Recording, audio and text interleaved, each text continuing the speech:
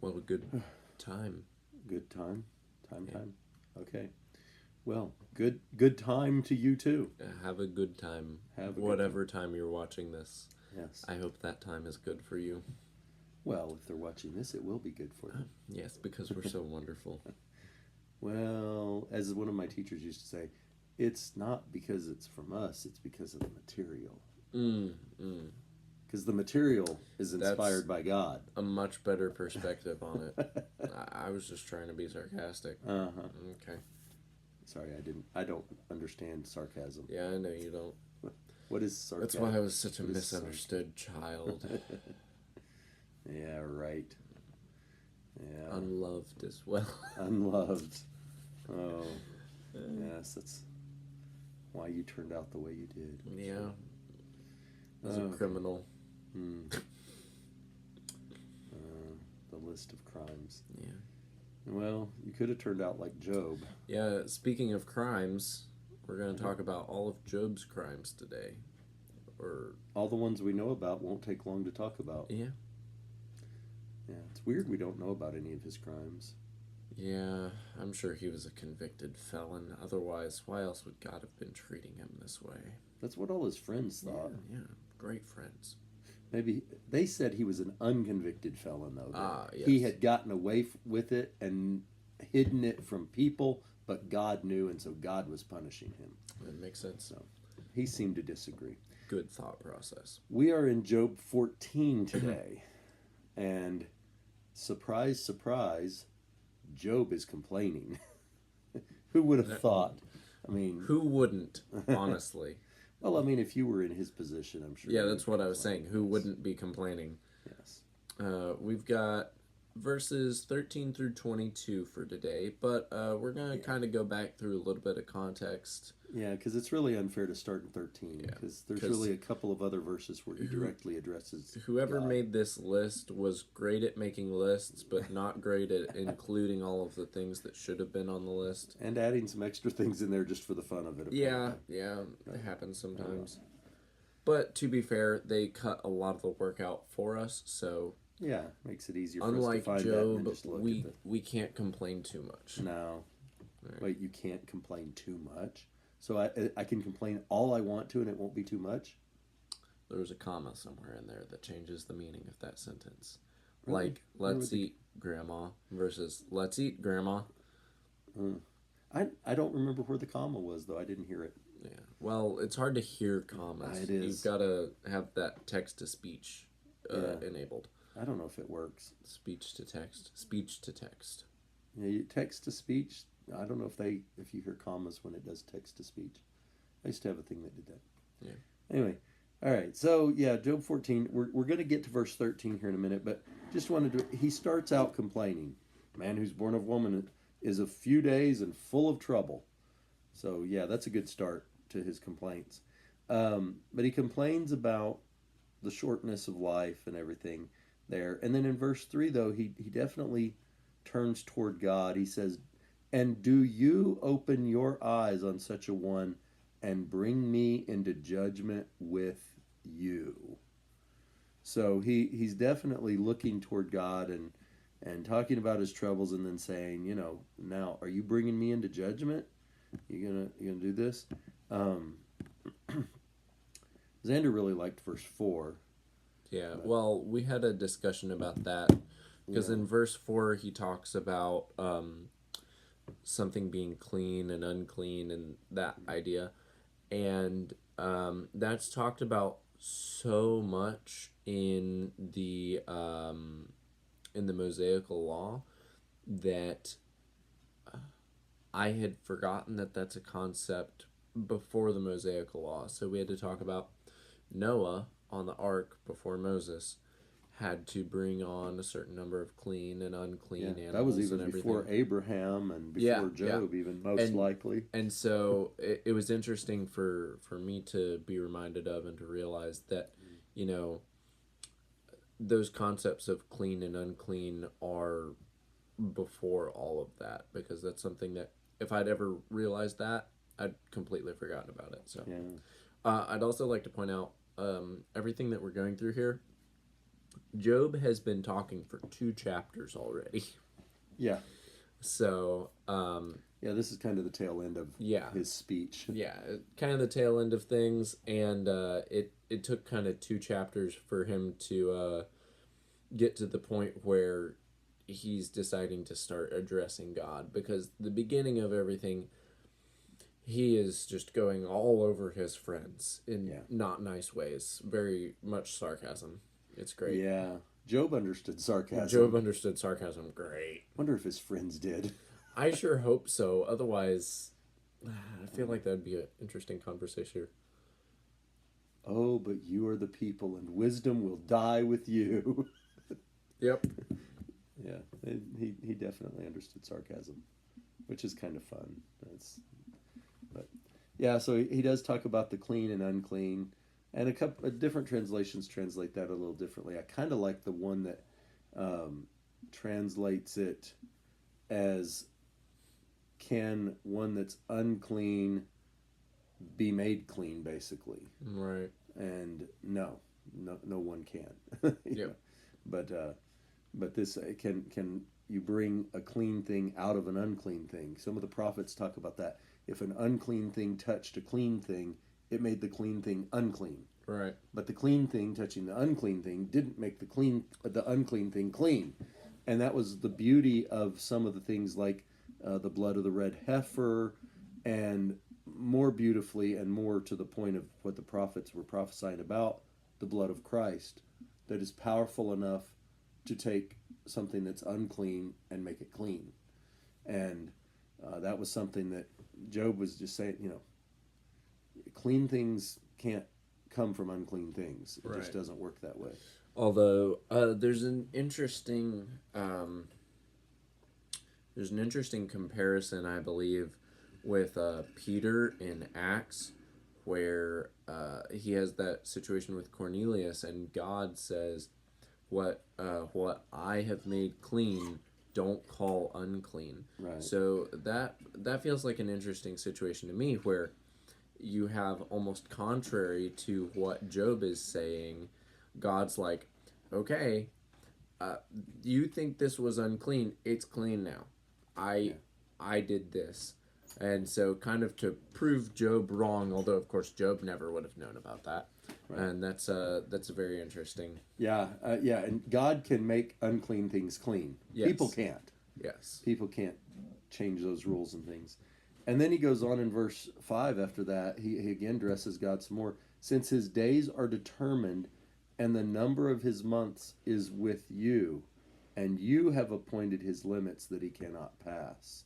Mm-hmm. So, God just clearly has knowledge of and has determinations about the limits that we can reach, how long we're going to live and when we're going to die. He knows all those things, and those things are set seemingly in stone, although Hezekiah and Isaiah's situation would indicate to us that sometimes God can be convinced to give a man more time. And then, of course, you have situations such as Elijah, Enoch, and the soldier that was put on Elisha's grave as well. Yeah, and then raised. So you have some interesting situations like that, and of course you have people that Jesus raised from the dead, and all the prophets that were raised with Jesus's. The righteous people that were raised when he.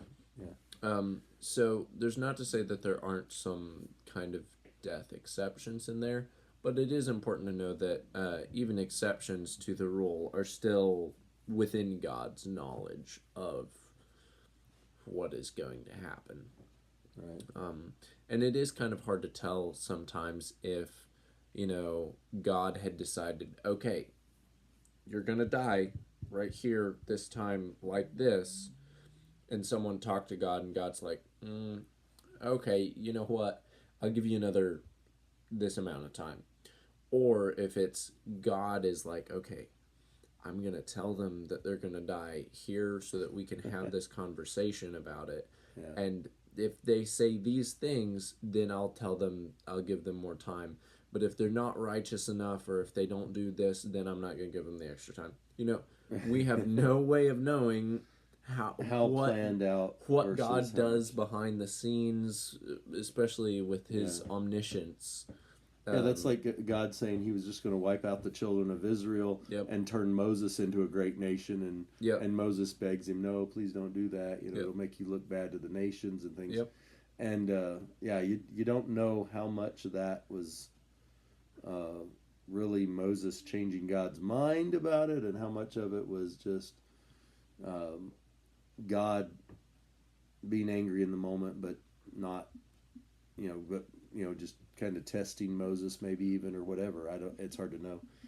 But Job does say that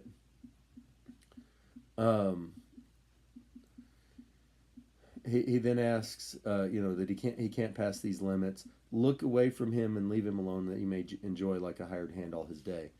And so he gives him, please, let us look. Don't keep hounding us. He talked about that in the last prayer we talked about. Just look away from me. Won't you leave me alone long enough for me to swallow? Yeah. Until I have swallowed my spit. Yeah. So then he goes on through the next few. He just kind of complains about how man's going to die and nothing can happen. If you cut down a stump, it'll grow back. You can get branches to spring out from the roots and stuff, but not with people. That just doesn't work with them. And then we get to verse 13, where he really turns toward God even more specifically for a longer period of time, really. Yeah.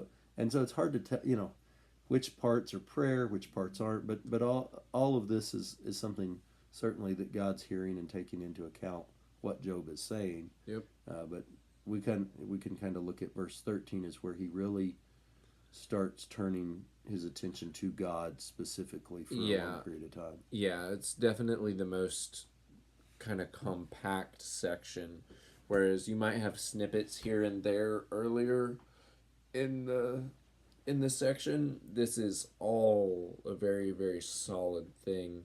And we've got some interesting stuff in here, so let's go ahead and get started.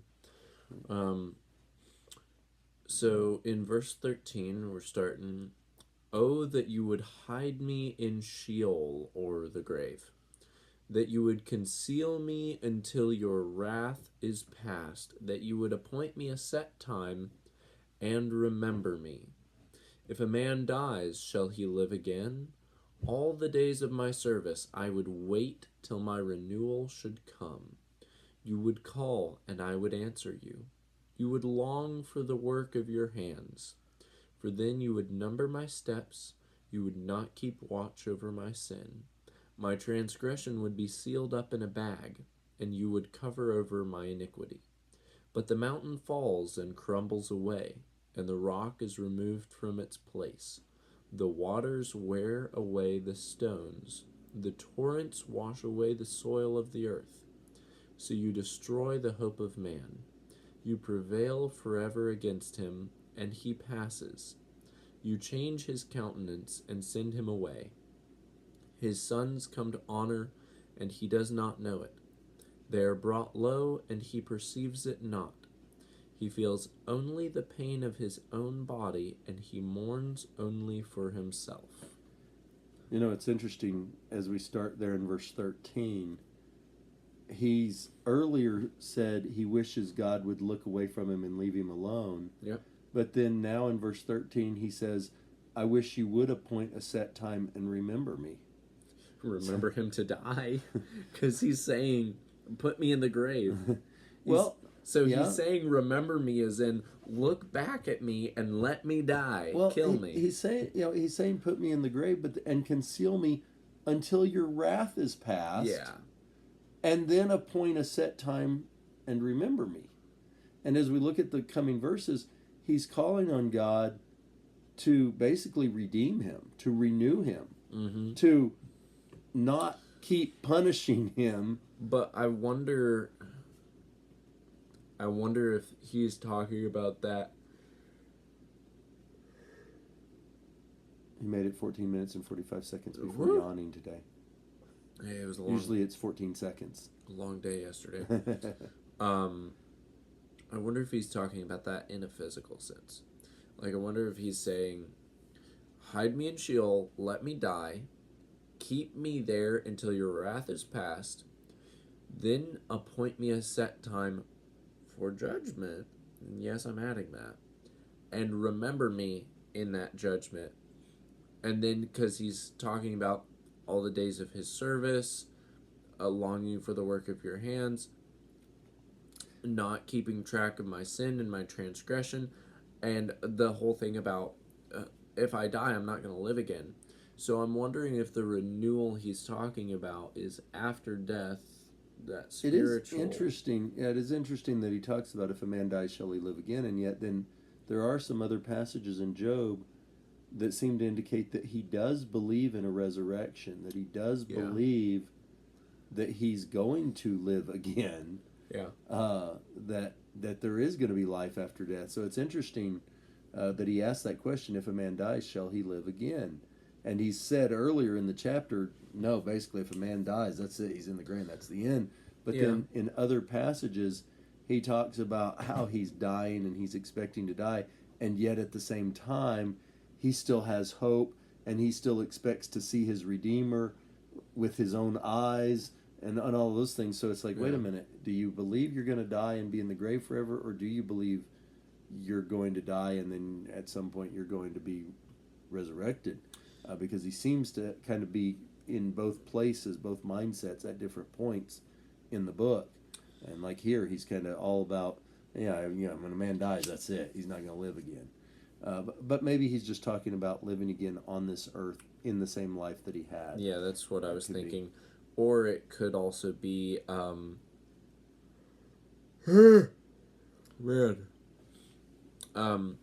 It could also be that he's just depressed, so he's just speaking figuratively. Sometimes somebody without hope talks, a lot darker than they actually are meaning, or that they know is true. Somebody who's in the depths of depression just talks about how worthless their life is, when really their life is not worthless, and there are people who care about, and nobody loves me, when there are people who love them. And that's a difficult thing to do. And certainly Job, if anybody had a right to be depressed, Job was in that situation. Definitely. Here certainly could have. But I love the I was also going to say on the if a man dies, shall he live again? It's very possible that there's something subtle in the context or the phrasing of that that's lost in translation that would let us know, that was sarcasm. Job was meaning it like this. It was like this, whatever. As we've talked about in the past, especially with Job being a book of poetry and being who knows how old of a story, and being translated and possibly translated again. There's no telling. And he goes on to say there, all the days of my service I would wait till my renewal should come. So there again, even after he asks this question, if a man dies, shall he live again? Then he kind of hints at the idea that he might, because he talks about my renewal. And some translations even translate that I shall wait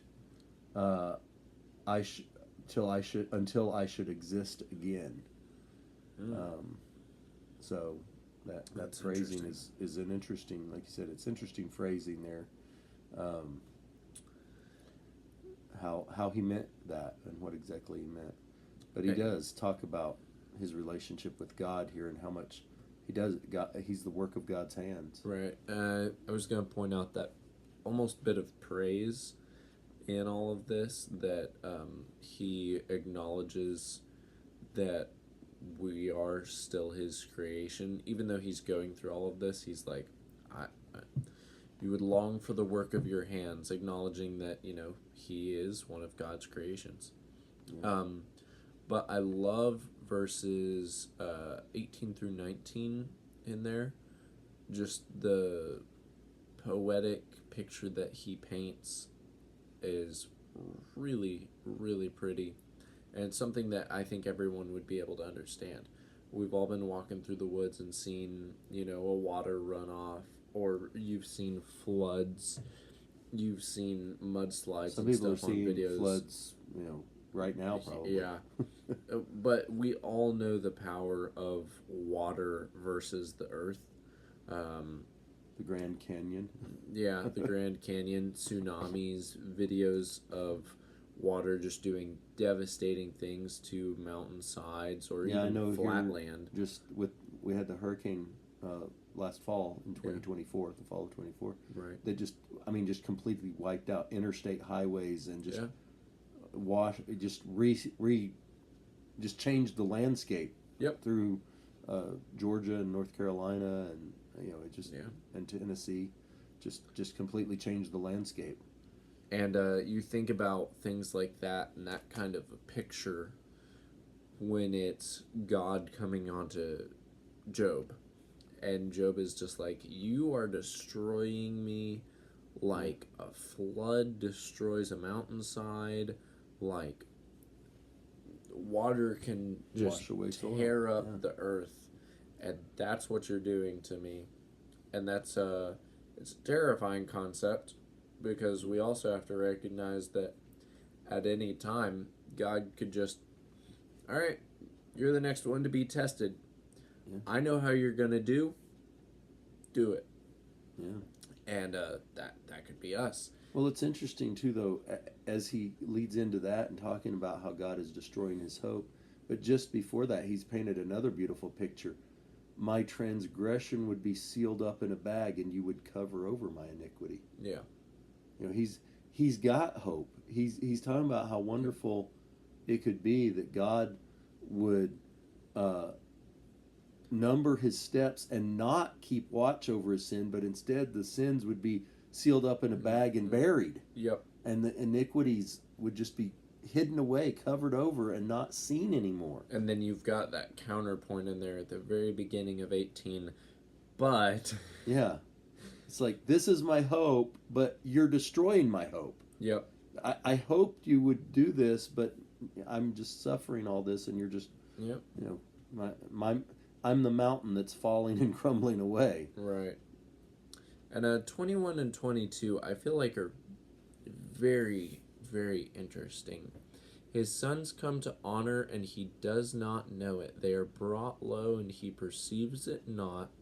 He feels only the pain of his own body, and he mourns only for himself.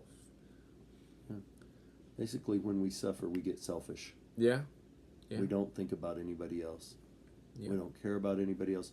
We don't even know what's going on in the rest of the world sometimes. The pain and suffering can be so bad. Absolutely. And you've seen people in mourning their own pain. They don't even care how much somebody else is hurting or what else is going on. It's all about me, and I'm hurting, and my pain and my suffering, and even he doesn't even know when his sons come to try to honor him. Yep. Well, his sons didn't come to honor him because they're dead. Yeah. Which is part of why he's suffering. But he said, and then we think about too. I think about that, and I think about even somebody with Alzheimer's who doesn't even know. People come to see them, and they don't even. And sometimes it gets to the point they don't even hardly know they're in this world. Right. They don't even recognize, and they're suffering. They're really not. A lot of times, they're not really suffering so badly, except that they just don't know anything. They're not really in pain or anything. It's the suffering is for all those other people who do come to see them, and they don't even notice it. Right. But somebody it turns so selfish that they don't even care. That their own children have troubles, and they don't even notice it. They don't even perceive it. Yeah. Because they're so focused inward. And I've seen some parents even that are in situations like that where they get to the point that they're lashing out at their kids, and I'm like, what? Yeah. But that's your kid. That's why is this happening? And it's interesting that Job brings this up as probably the person who, out of the entire history of the world, has had the worst time. It'd be hard to top. in some ways. Yeah, I mean, I guess I think about people that, maybe have been tortured in some way. That yeah. maybe, but then to have lost all of his kids and everything too. I mean, Well, I'm before thinking that. about some of the stories from Anne Frank and the hiding place Right. of the Jews in Nazi Germany. That fear of I don't know if Yeah. my family is okay or not. Yeah. I That can think be tough too. I think that could That's a different level. That's more of yeah, a psychological absolutely. And I think in a lot of suffering. ways that could be worse than a certainty of well, my family's all dead. Maybe. Because I've then never done either one, yeah, yeah, so hard to know. same. But I think that level of uncertainty, it's like you want to hope, but the hope could be so dangerous. Yeah. Um, but it's like you have to because that's all you've got in those situations. Right. Whereas Job doesn't have that chance at hope, which is what he's talking about here. Yeah. So I don't know. Yeah. But he certainly, I mean, he suffered. There's Oh, no doubt absolutely. about that. And it is something to think about how much he suffered, and yet he still loved God Honestly, in spite of that. I think Job really kept his cool pretty well. Because I know he complains so a lot, many but people. yeah, he doesn't curse God and die like his Yeah. wife told him to. And I know so many people nowadays that if they were in even close to a similar situation like this, Oh yeah. they would just When those They three would just end friends, it, when those three you know? friends started talking, yeah, he just started throwing rocks at their heads. yeah, If they, because they're like, but we talked about this pain and lashing out at. Another thing that I've seen is at times where parents lose a child, mm-hmm. and a husband and wife lose that child, and they're both suffering, and yet instead of trying to comfort one another, they lash out at each other, and each one blames Yeah. the other one. Yep. It's your fault if you'd have Well, done this, if you'd have done that, and they're blaming each other and lashing out, and they're both in such pain. Yeah. That they only want to lash out at the other one. Grief and pain are such difficult things that it's very challenging for us as humans when we have so much of it sometimes to be able to hold on to it and manage it properly. That's one of the things that makes Jesus and his death so amazing too. Yeah. As he's dying on the cross after Stephen as well. yeah. Yeah. But Jesus is dying on the cross. He's suffered immeasurably already. So much. He's already been tortured. He's already had his disciples. One betrayed him, one denied him, the others ran away. Yep. He's been on trial. They've lied about him, and they've beaten, whipped him, scourged him, everything. Yep. Now they're crucifying him, and he's hanging there about to die shortly. And yes, he is. He's focused on his pain of his body, certainly. Right. But it's here, like Job says, he mourns only for himself. Jesus didn't mourn only for himself. He was concerned Jesus about looked at those others. Yep. Father, forgive them, for they don't know what they're doing. Woman, behold your son. Son, behold your mother. Mm-hmm. Thief on the cross, today you'll be with me in paradise. Mm-hmm. He turned his attention to everyone else. Yep. And only at the very end, I thirst, give me something to drink. But even with probably his most dramatic cry, Eloi, Eloi, lama sabachthani. Yeah. My God, why have you forsaken me? That's still, he's looking outside of himself. Well, kind of. Well, but also, he quotes that passage. Yeah. But if you read the rest of that psalm, and we probably will because that's going to be one of the prayers in our list, I'm sure. Oh yeah. But if you look at the rest of that psalm starts out that way, my God, why have you forsaken me? But as it goes along, it turns to realizing God hasn't forsaken me completely. Yeah. He is still there.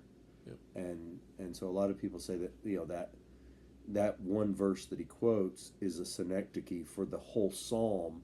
And so what he's really saying is more than just, my God, why have you forsaken me? But also, I know you haven't really forsaken me. I know you're still there. I know you still love me. I know you still care about me. This is part of the plan. Yeah. Which, again, would be looking outside himself, looking to the plan. Yeah. And the Bible tells us, that he endured the cross because of the joy that was set before him on the other side of it. Yeah. So, a lot of these questions and comments that Job makes about mankind are certainly true of us as people. Yeah. But Jesus broke the mold. Yep. And he did not. And those following in his footsteps, I think, should desire to break that mold as well, such as Stephen did. Yeah. Had a sermon one time, die like Jesus. If you live like Jesus, you can die like Jesus. You can die looking outside of yourself at others instead of this. He mourns only for himself. He feels only the pain of his own body. But yeah, Job lays out what's natural. It's natural for us to just all focus on self. Yeah. Especially with pain and grief. Pain and grief challenge you and bring out the worst and I was gonna say the truest sides of you, but I don't know that that's exactly an accurate description. The most selfish sides of you. Yeah. But they can be difficult things for sure, especially in the amounts that Job had to deal with. But we do know, for once, this is the end of this prayer. We do know, yeah, because Job stops talking. Yeah, because his friend starts talking in the next verse. Friend, with friends like these, who needs enemies? Yeah. But yeah, so we do know this is, for once, we know this is where it ends. And we got something solid finally. Finally, but yeah, Job, his imagery, certainly a lot of things in here, that different pictures that he paints, and we can, even though none of us have gone through everything that Job's gone through, we can understand where he's coming from, because even, I can remember even just having the flu, or having stomach virus, and being so miserable, and remember some stomach bug that I had, and then like Maddie had, and it was like, first, God, please just let this be over. Even if I die, I think that would probably be better at this point. And then she had the same thing, and I was just like, God, please just help her. There's nothing that I can do. Yeah. And both sides of that coin of just struggling, it's rough. It's even worse with a little child who doesn't even understand what's going on. Yeah. When a little child is sick with whatever it is, whether it's, I've known little children with cancer, or even a little child that's got the stomach bug, and they don't, especially if it's their first time having one. They've never happened before, and they don't know what's going on, and they're terrified, and they're suffering, and they're miserable, and from the side of a parent, that suffering is, I can remember many times with you kids that I was like, I wish, God, that you would just let it be me instead of them. Yeah. That I could be suffering this instead of them suffering it. I feel like Maddie going through things is like that sometimes, because with the way their house was, I feel like she didn't get sick a lot as a kid. Because we'll go through something, some kind of a sickness or whatever, and it's totally normal, fairly common. But it's almost like she's never been through it before. Because Maybe she'll she be just forgets. I don't know how you can forget some of those things. because she's just like, something's happening, and she's like, Xander, am I gonna die? And I'm like, it's It's a cold. It's a cold. It's the flu. You've got a hope sore not. throat. If you die from this, We're in trouble. Yeah, we're gonna have some problems. But yeah, she gets through it, and we're okay. But I wonder sometimes. I worry. Yeah. Well, when you grow up in a family with 5 kids, you get sick often. Yeah, you do. You catch everything, and everybody goes. It all brings gets something passed home, and then it around. gets passed around. Yeah. Except for, like, you're the only one that had COVID that tested positive for COVID. None of the rest of us ever tested positive for COVID. Yeah, well, that's the world getting back at me for not getting head lice like they did. Oh, yeah, the girls all had the lice. Yeah.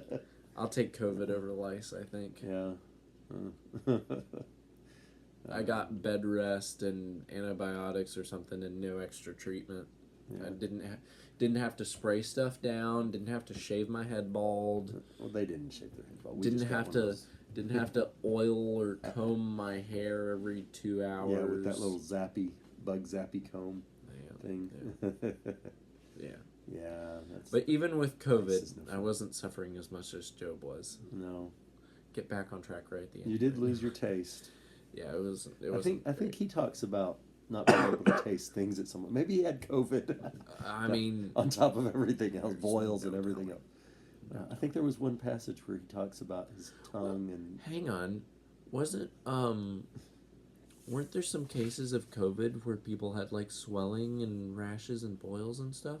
I don't remember those. I know some people had. Yeah, they would like they were getting like swelling on their feet, rashes on their something. I don't know. Job had COVID. This just in. COVID's been around a lot longer than we thought. Oh well, but Job. We'll be still in Job next time. Yep. Haven't looked ahead to see what that one is, but I'm sure it will be full of imagery, and I'm sure there will be some complaining. I'm sure of that much. Yep. But Job is so relatable because of that. Because he's been there. And he didn't hide it away and pretend everything was happy and good. It wasn't happy and he good. would have wished to want to. Yeah, but instead he wished he could die. He's like, I'm gonna be honest. I'm gonna open my mouth. I'm gonna let my mouth speak freely and give voice to my complaint. Yep, and that he did. Yep. And it's interesting because a lot of times when we think of the patience of Job, we think about enduring suffering silently and not ever complaining about it. Have you read the book of Job? Because that's not what he did. Yep. Being patient means, yes, you endure it, but you Sometimes still complain about it. Sometimes you gotta talk about it. Yeah. Yeah. Sometimes talking about it helps you get through it. Yep. Helps make it better. But, all right. Well, we'll talk about the next one somewhere a little further down in Job, maybe chapter 18 or 19 or somewhere in there. Yep. Next time. We'll see where I don't it's think at. any of his friends ever pray. Huh. It's just him. Huh. It's always him. Yeah, they're too busy attacking him. Yeah. All right. We'll see you next time. Bye.